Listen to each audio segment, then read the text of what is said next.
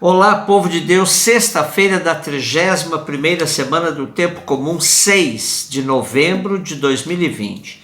A nossa reflexão de hoje é a partir de Filipenses 3, 17 até 4, 1 e de Lucas 16, de 1 a 8. Cada vez que eu leio essa perícope da carta aos Filipenses, lembro-me de uma grande amiga, catequeta de primeira linha, que não gostava desse primeiro versículo, onde Paulo diz: sejam meus imitadores. Ela dizia que era muita presunção do apóstolo, e eu sempre ria com ela. Paulo é assim mesmo, e conheço outros convertidos que têm comportamento similar. A pessoa que tem uma vida desregrada e se converte, acredita que sua experiência pode ser generalizada, ou seja, que todo mundo é capaz de repetir sua façanha. Ora, sabemos que Deus nos fez irrepetíveis. Experiência pessoal não é transferível. Porém, quando Paulo recomenda aos irmãos de Filipos que o imitem, é porque tem convicção de que ele fez a melhor opção na vida e é coerente com ela, a ponto de se propor como modelo. Oxalá pudéssemos dizer aos outros: vejam como eu vivo e aproveitem do exemplo que lhes dou. Como falava São Francisco, tome cuidado com a sua vida. Talvez ela seja o único evangelho que as pessoas leiam. Por outro lado, Paulo se apresenta como modelo para contrastar com infiltrados na comunidade, os quais ele classifica de inimigos da cruz de Cristo. Quem são esses? Paulo diz que eles têm por Deus o próprio ventre, que se vangloriam dos próprios pecados e são apegados aos bens da terra. Paulo avisa aos filipenses que os cristãos são cidadãos do céu, de onde vem o Salvador, o Senhor Jesus Cristo. Aí deve estar o foco da comunidade.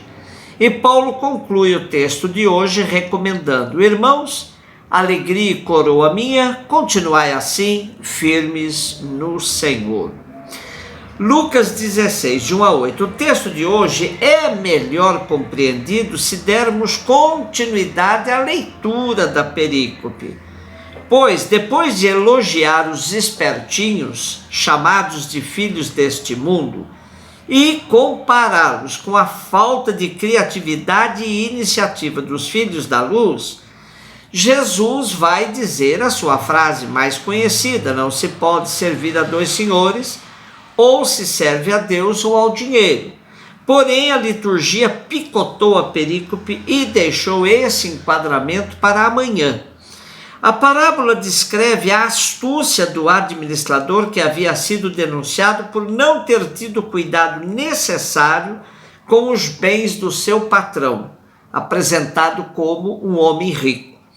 Uma das interpretações de tal parábola nos diz que o perdão da dívida que o administrador fez para cada categoria não afetou em nada a riqueza de seu patrão, pois, na verdade, o que ele propõe de desconto na dívida de cada um era o seu lucro, não o do patrão.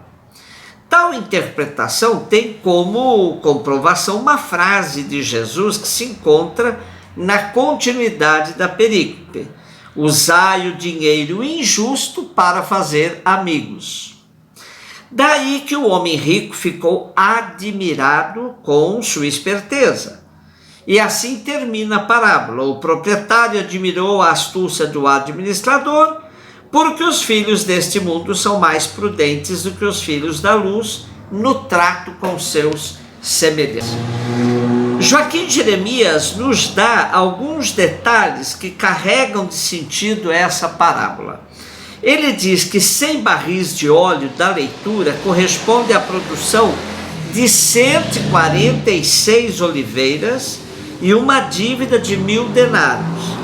E 100 medidas de trigo são 550 quintais de trigo e equivalem à produção de 42 hectares e uma dívida mais ou menos de 2.500 denários. Trata-se, portanto, de dívidas muito altas.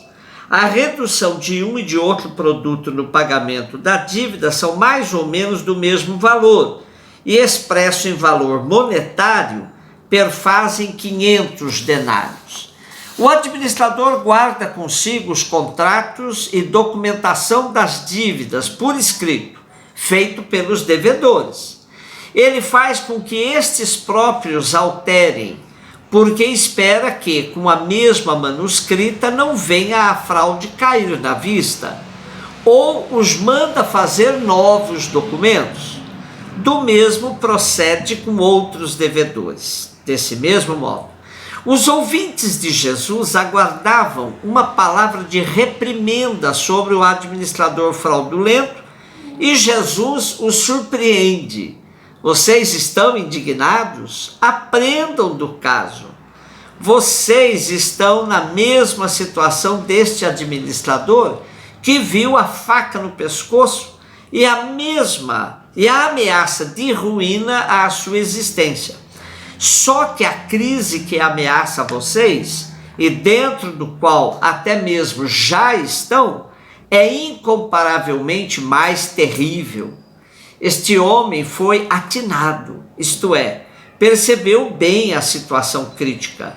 Ele não deixou as coisas correrem, agiu no último minuto, antes de cair sobre ele o julgamento ameaçador, ainda que agindo sem escrúpulos e de modo fraudulento. Jesus não o poupa, mas isto não interessa no momento. Ele agiu ousada, decidida e atinadamente, ajeitando-se novos meios de vida. Ser atinado é esta exigência da hora também para vocês. Tudo está em jogo. Não há possibilidade de fuga diante desta exigência da hora. Portanto, a parábola conta de um homem criminoso que vê a corda no pescoço e, nesta situação, garante sem escrúpulos e com decisão o seu futuro. O Senhor o elogiou por ter agido atinadamente, o que deve ser paradigma aos ouvintes de Jesus. É a ação atinada e decidida do homem diante da catástrofe iminente. Joaquim Jeremias chama esta parábola de parábola sobre a exigência da hora. Assim vivemos nós com a corda no pescoço, pois não sabemos nem o dia nem a hora de prestarmos contas de nossa vida. Hajamos atinadamente para não sermos surpreendidos. Está aí a lição da parábola. E frente à censura feita aos filhos da luz por não se mostrarem tão espertos como os filhos deste mundo, podemos levantar as pistas que o próprio Evangelho nos dá para que os filhos da luz acordem e tomem iniciativas. Como nos diz o biblista jesuíta Jaldemir Vitório, qual seria a esperteza própria dos filhos da luz? O que seria agir atinadamente hoje, aqui e agora? Os filhos da luz devem mostrar-se criativos na prática da caridade e da misericórdia em relação aos pecadores e transviados, na solidariedade com os pobres e excluídos, na disponibilidade para o perdão e a reconciliação, no empenho para criar um mundo mais humano e fraterno, onde a dignidade de cada pessoa seja respeitada, na busca da comunhão com Deus fundada numa grande abertura de coração para o Pai, a ponto de assimilar o seu modo de ser. Enfim, os filhos da luz são instados a não cruzarem os braços, dando-se por satisfeitos com o pouco já realizado. Existe sempre algo a ser feito, alguma iniciativa a ser tomada, visando o crescimento da amizade com Deus. Na verdade, os filhos da luz têm muito a fazer para que a sua luz brilhe em meio às trevas dos espertos e astutos. Hoje, o que mais nos assusta, além da esperteza dos filhos do mundo, é o silêncio dos filhos da luz. Parece que estamos vivendo numa sociedade do medo, onde até para fazer o bem há escrúpulos imensos. Que tenhamos a coragem de agir denunciando as práticas dos filhos deste mundo, ainda que isso implique em riscos à nossa vida. Atribui-se a Martin Luther King a seguinte frase: o que me preocupa não é o grito dos maus, mas o silêncio dos bons. Um beijo no seu coração.